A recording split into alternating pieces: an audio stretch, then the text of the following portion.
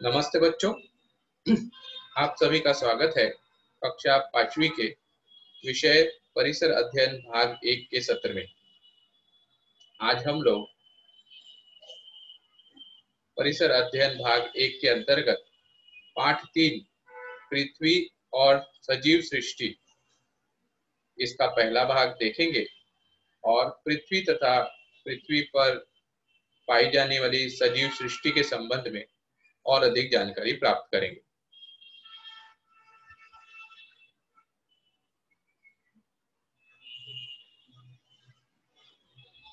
पृथ्वी के पृष्ठ भाग पर कुछ भागों में जमीन और कुछ भागों में पानी दिखाई देता है। पृथ्वी के चारों ओर हवा का आवरण होता है। जमीन पर, पानी में और हवा में सर्वत्र सजीवों का अस्तित्व होता है। पृथ्वी पर होने वाली बहुत सी प्राकृतिक घटनाओं का कारण सूर्य है। आप देख सकते हैं चित्र में कि बीच में पृथ्वी का चित्र है और उसके चारों ओर 4 चित्रों के माध्यम से बताया गया है कि पृथ्वी के चारों ओर हवा, पानी, मिट्टी और सजीव सृष्टि पाई जाती है। पृथ्वी के चारों ओर हवा का आवरण है। जमीन पर, पानी में और हवा में हर जगह सजीवों का अस्तित्व होता है। पृथ्वी पर होने वाली बहुत सी प्राकृतिक घटनाओं का कारण सूर्य है। पृथ्वी पर स्थित जमीन, पानी, हवा और सजीव ये शिलावरण, जलावरण, वातावरण और जीवावरण का प्रतिनिधित्व करते हैं। अर्थात पृथ्वी की जो जमीन है उसे एकत्रित रूप से हम शिलावरण कहते हैं। पृथ्वी पर जो पानी उपलब्ध है, सागरों, महासागरों, नदी, तालाबों, कुओं, एकत्रित रूप से उसे हम जलावरण कहते हैं। और पृथ्वी के चारों ओर जो हवा का आवरण है उसे वातावरण कहते हैं। तथा सारे सजीव प्राणी, पक्षी, मनुष्य सभी को मिलाकर जो सजीवों का अस्तित्व है वह जीवावरण का प्रतिनिधित्व करता है। जीवावरण अर्थात जीवों का आवरण या अन्य तीनों आवरण अर्थात जलावरण, शिलावरण और वातावरण में पाया जाता है। मतलब सजीव हवा, पानी और जमीन पर पाए जाते हैं। शिलावरण और जलावरण। पृथ्वी का बाहरी कवच कठोर है, वह मिट्टी और चट्टानों से बना हुआ है। हम पहाड़ी वाले भागों में से यात्रा करते समय भूमि अथवा चट्टानों की परतें देखते हैं। कहीं पर जमीन का बहुत हरियाली वाला भाग दिखता है तो कहीं पर वीरान जमीन पर बालू ही बालू दिखाई देती है। ये चित्र में आप देख सकते हैं कि यहाँ पर देखो, आप जब यात्रा करते हो अपने गांव की तो कसारा घाट से आप जब जाते हैं तो आप देख सकते हैं किस प्रकार वहां पर पहाड़ियां हैं, ऊंचे ऊंचे टीले हैं, ऊंची ऊंची भूमि तथा चट्टाने हैं। और अगर आप राजस्थान इस क्षेत्र में यात्रा करेंगे तो वहां पर आपको बालू ही बालू दिखाई देगी।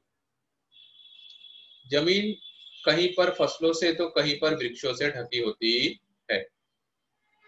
कुछ स्थानों पर वृक्षों की जड़ों से सनी मिट्टी की गहराई में स्थित परतें दिखती है तो वृक्षों की जड़ों द्वारा फटी हुई चट्टाने दिखती है। यहाँ आप जंगल का चित्र देख सकते हैं जहाँ की जमीन पेड़ों की जड़ों से ढकी हुई है।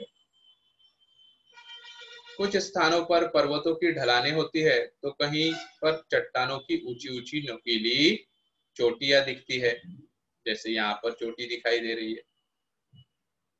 पृथ्वी पर पाई जाने वाली जमीन की यह परत शिलावरण का भाग है। अब पृथ्वी के ऊपर ऊपरी सतह पर जमीन के जो भी प्रकार, जो भी बनावट, जो भी हिस्से दिखाई देते हैं वह सभी शिलावरण का भाग है।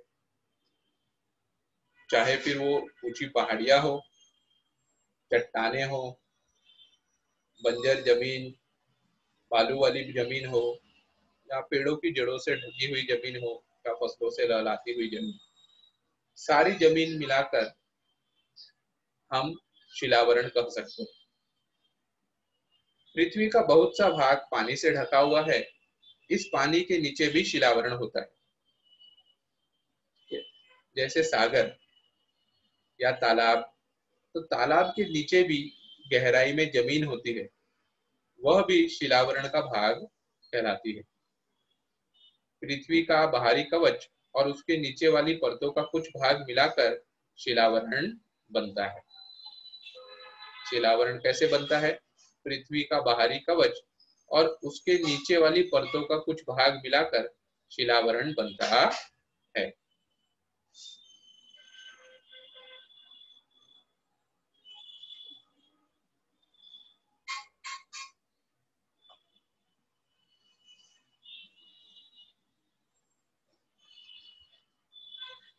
अबरार अनम्यूट करो।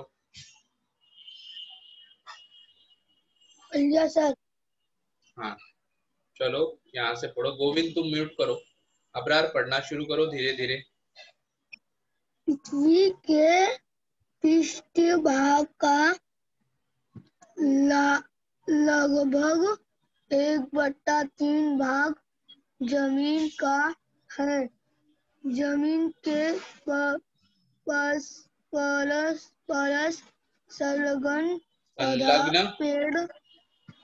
संलग्न पेड़ भाग को बड़े भाग को महाद्वीप कहते हैं। पृथ्वी की संपूर्ण जमीन अखंड या परस्पर संलग्न नहीं है। यह 7 महाद्वीपों में विभाजित है और उन्हें अफ्रीका, दक्षिणी अमेरिका, उत्तर अमेरिका, अंटार्कटिका, एशिया, ऑस्ट्रेलिया और यूरोप नामों से जाना जाता है। एशिया सबसे बड़ा महाद्वीप है। महान नहीं है, महाद्वीप है। महाद्वीप है, जबकि ऑस्ट्रेलिया सबसे छोटा महाद्वीप है। अबरार महान नहीं है, वो महाद्वीप है। महाद्वीप महान नहीं बोलना पड़ेगा, महाद्वीप बोल। महाद्वीप द्वीप सभी बस रुको अबरार। गुड अबरार, काफी अच्छा पढ़ा तुमने। ठीक है, इम्प्रूवमेंट दिख रहा है। ओके, म्यूट पर जाओ। पृथ्वी के पृष्ठ भाग पर, मतलब पृथ्वी की सतह पर, पृथ्वी के ऊपर 1/3 भाग जमीन है। अगर ये गोल मान लो पूरी पृथ्वी है, तो पृथ्वी के ऊपर 1/3 भाग पर जमीन है, मतलब इतना हिस्सा जमीन का है, और इतना जो बचा हुआ बड़ा हिस्सा है जो 2/3 होता है, वह पानी है। अर्थात पृथ्वी पर पानी की मात्रा अधिक है। जमीन के परस्पर संलग्न तथा बड़े भाग को महाद्वीप कहते हैं। अभी पृथ्वी के ऊपर जो बड़े बड़े जमीन के हिस्से हैं, उन्हें महाद्वीप कहते हैं। सारी पृथ्वी जो है वो अखंड नहीं है, सारी जमीन एक दूसरे से जुड़ी हुई नहीं है, टुकड़ों टुकड़ों में बटी हुई है। ठीक है, और उन बड़े बड़े जमीन के टुकड़ों को हम महाद्वीप कहते हैं। ये महाद्वीप संख्या में 7 है। अफ्रीका, दक्षिण अमेरिका, उत्तर अमेरिका, अंटार्कटिका, एशिया, ऑस्ट्रेलिया और यूरोप। एशिया महाद्वीप, जिस महाद्वीप में हम रहते हैं, जिस महाद्वीप में भारत है, एशिया महाद्वीप सबसे बड़ा महाद्वीप है और ऑस्ट्रेलिया यह सबसे छोटा महाद्वीप है।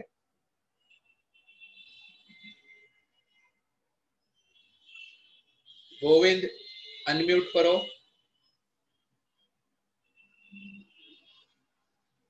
गोविंद माइक शुरू करो। हाँ, पढ़ो गोविंद, पढ़ना शुरू करो।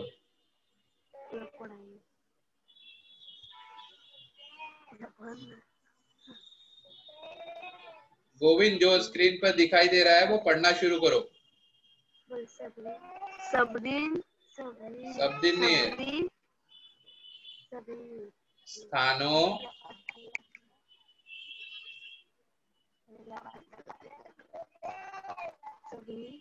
सबरी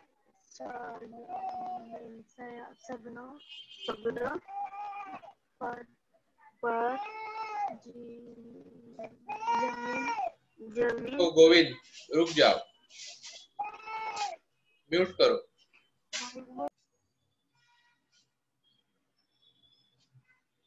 काजल अनम्यूट करो।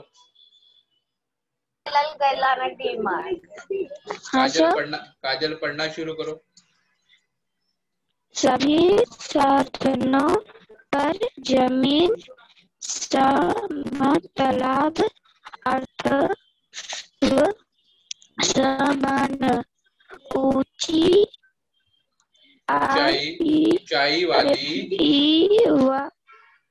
ऊंचाई वाली नहीं है, उसके ऊपर नहीं है, देख कर पढ़ो। काजल बहुत धीरे धीरे देख कर पढ़ो, कोई घाई नहीं है, बहुत धीरे पढ़ो, चलेगा। नीची होने के कारण जमीन को विशिष्ट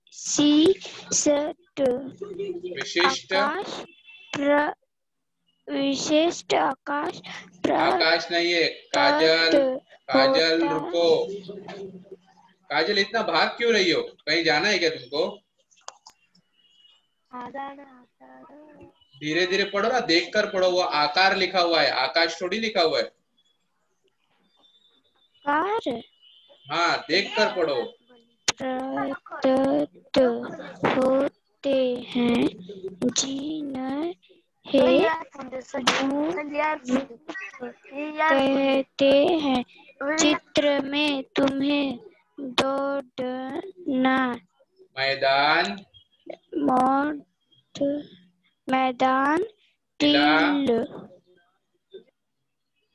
टीला, टेकरी,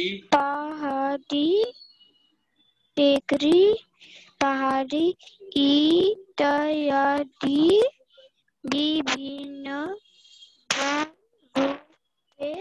को देख सकते हैं। गुड। अब पृथ्वी पर जो जमीन है वह जमीन ऊंची नीची है, सभी स्थान समान नहीं है। सभी स्थानों पर जमीन समतल या एक जैसी ऊंचाई वाली नहीं है। कहीं कहीं पर जमीन ऊंची है तो कहीं पर जमीन नीची है, और इस ऊंचे नीचे होने के कारण जमीन को एक विशिष्ट आकार प्राप्त होता है, जिसे भूरूप कहते हैं। यहाँ चित्र में आप देख सकते हैं कि जो पृथ्वी का तल है, सतह है, वहां पर किस प्रकार ऊंचे नीचे भाग है। अब यहाँ देखो, सबसे पीछे यहाँ पर तुम्हें ऊंचे पर्वत दिखाई दे रहे हैं, फिर दो पहाड़ियों के बीच का एकदम निचाई वाला स्थान दिखाई दे रहा है जिसे हम घाटी कहते हैं। फिर यहाँ दो पहाड़ों के बीच में जाने के लिए, या दो पहाड़ों के बीच में कुछ दूरी है, ये रास्ता बनना हुआ, उसे दर्रा कहते हैं। दो पहाड़ों के बीच की जगहों को दर्रा कहते हैं।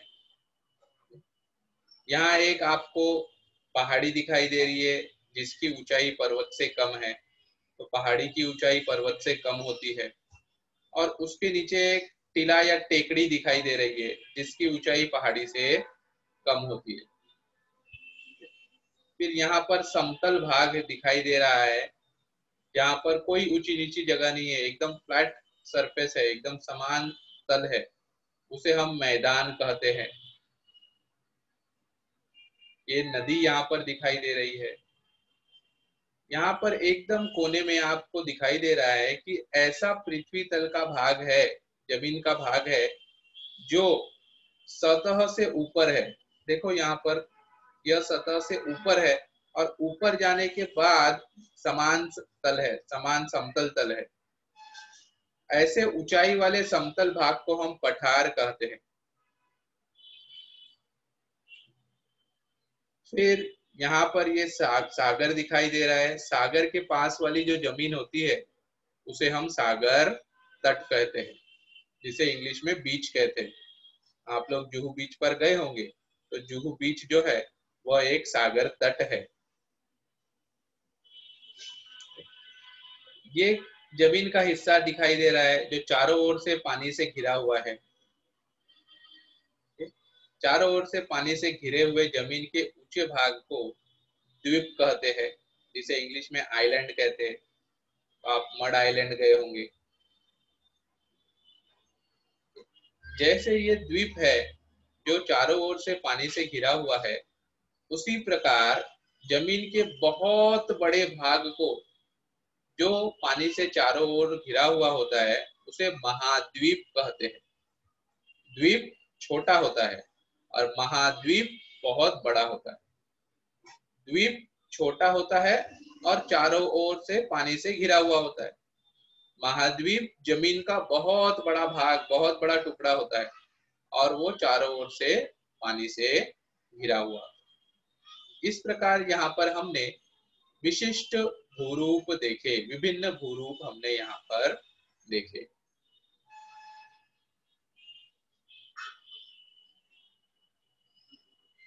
गणेश अनम्यूट करो,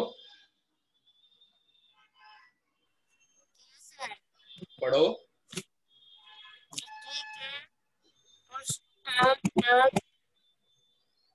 का लगभग 2/3 भाग पानी से व्याप्त है। इसमें से अधिकांश पानी महासागरों में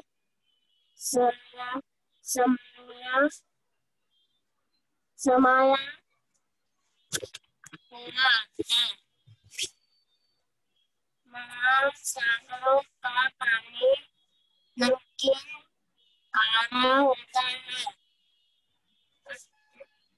और फसल की राशन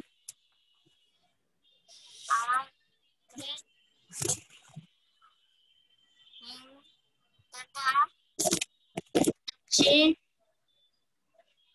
महासागर, ये 5 महासागर सागर और जमीन की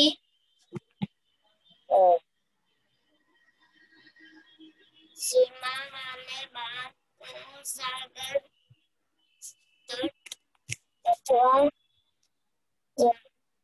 तटीय पट्टी कहते हैं। तटीय पट्टियों पर अलग-अलग आकारों वाले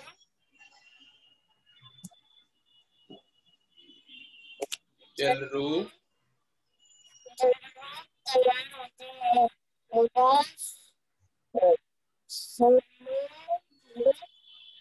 समुद्र, सागर, सागर,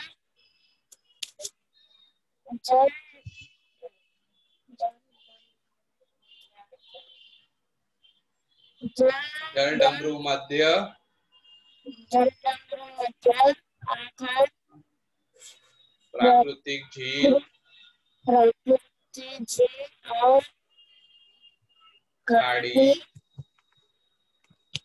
खाड़ी इत्यादि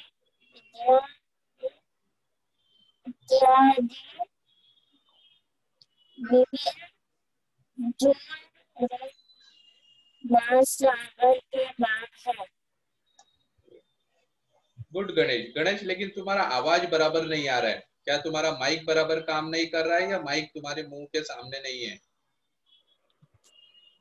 अरे अभी आवाज बराबर आ रही है। फिर से बोलो एक बार। अभी आवाज आ रही है सर। ओके, ठीक है, म्यूट पर जाओ। जैसे पिछली वाली स्लाइड में तुमने देखा था कि 1/3 भाग जो है वो जमीन है और 2/3 भाग पानी से ढका हुआ है। अब ये 2/3 भाग जो पानी से ढका हुआ है पृथ्वी का, उसमें से अधिकांश पानी महासागरों में समाया हुआ है। महासागरों का पानी खारा होता है। आप जुहू बीच पर जाते हैं, अगर पानी में आपने डुबकी लगाई होगी, नहाए होंगे, और उस महासागर का सागर का पानी आपके मुंह में गया, तो आपको उसका टेस्ट पता चला होगा कि वो खारा लगता है, नमक वाला पानी लगता है। इसलिए वो पानी पीने लायक नहीं होता। अटलांटिक, प्रशांत, आर्कटिक, हिंद तथा दक्षिण महासागर, ये 5 महासागर है। अब एक सवाल तुम्हारे दिमाग में आ सकता है कि धरती पर इतना सारा पानी है, फिर भी पानी की कमी क्यों है? तो पानी की कमी हमें इसलिए होती है क्योंकि 2/3 भाग पर पानी तो है, लेकिन उसमें से बहुत ज्यादा पानी जो है वो महासागरों में है, समुद्र में है, और समुद्र का पानी खारा होता है, वो पीने लायक नहीं होता, इसलिए हमारे काम में नहीं आता। अब ये महासागर कौन कौन से है? अटलांटिक, प्रशांत, आर्कटिक, हिंद तथा दक्षिण, ये 5 महासागर है और 7 महाद्वीप है। ये हमेशा याद रखें, 7 महाद्वीप है और 5 महासागर है। 7 महाद्वीप के नाम आपने पिछली स्लाइड में देखी और 5 महासागरों के नाम यहाँ दिखाई दे रहे हैं। महासागर और जमीन की सीमा वाले भाग को सागर तट अथवा तटीय पट्टी कहते हैं। तटीय पट्टियों पर अलग अलग आकार वाले जल रूप तैयार होते हैं। उदाहरण, समुद्र, सागर, उपसागर जो सागर से छोटा होता है, जल डमरू, मध्य, आखात, प्राकृतिक झील और खाड़ी इत्यादि विभिन्न जल रूप महासागर के भाग हैं। जैसे आपने बांद्रा की खाड़ी देखी है ना? जब आप अंधेरी से दादर की तरफ जाते हो तो बीच में ट्रेन में आप एक ब्रिज के ऊपर से ट्रेन जब जाती है तो नीचे पानी दिखाई देता है, वो बांद्रा की खाड़ी है, ठीक है, जो कि सागर का ही एक भाग है।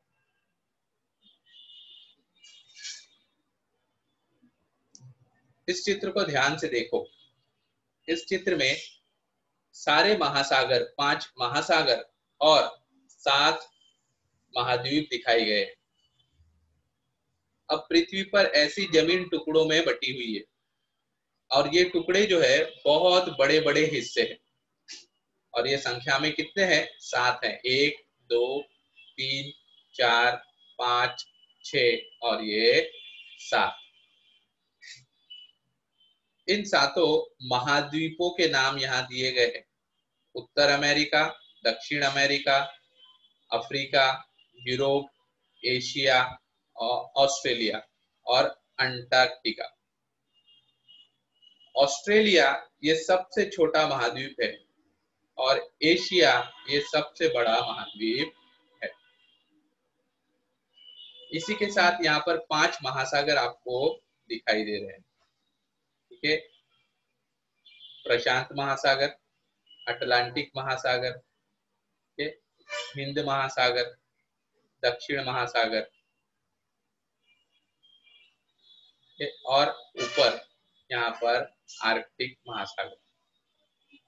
इस प्रकार 7 महाद्वीप और 5 महासागर आप इस चित्र में देख सकते हो।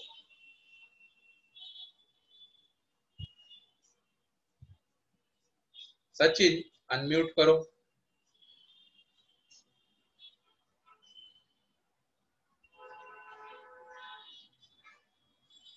सचिन, क्या तुम मुझे सुन सकते हो?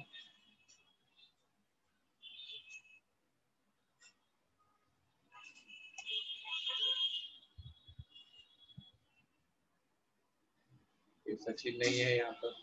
सागर अनम्यूट करो। पहले आपको सागर पढ़ना शुरू करो।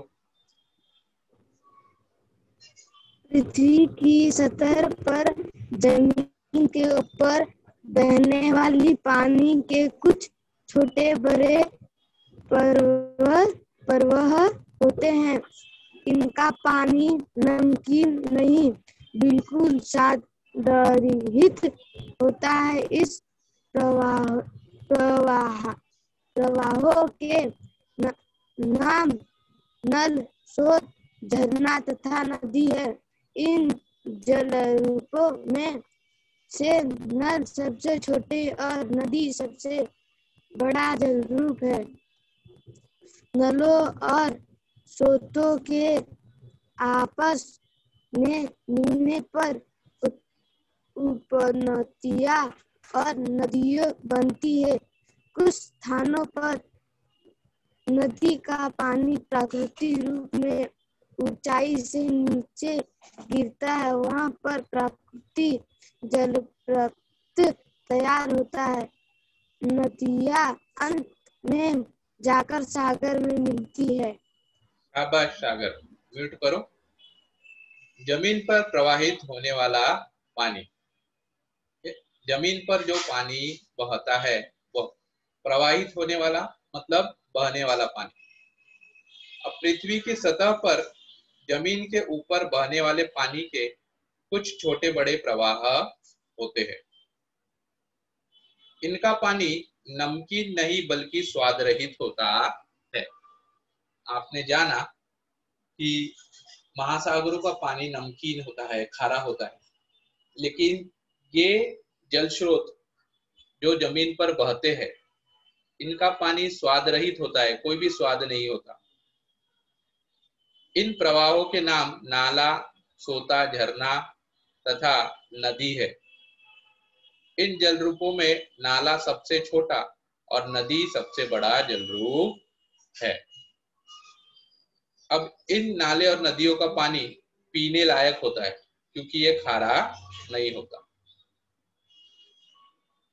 ठीक है, ये पानी कहाँ से आता है?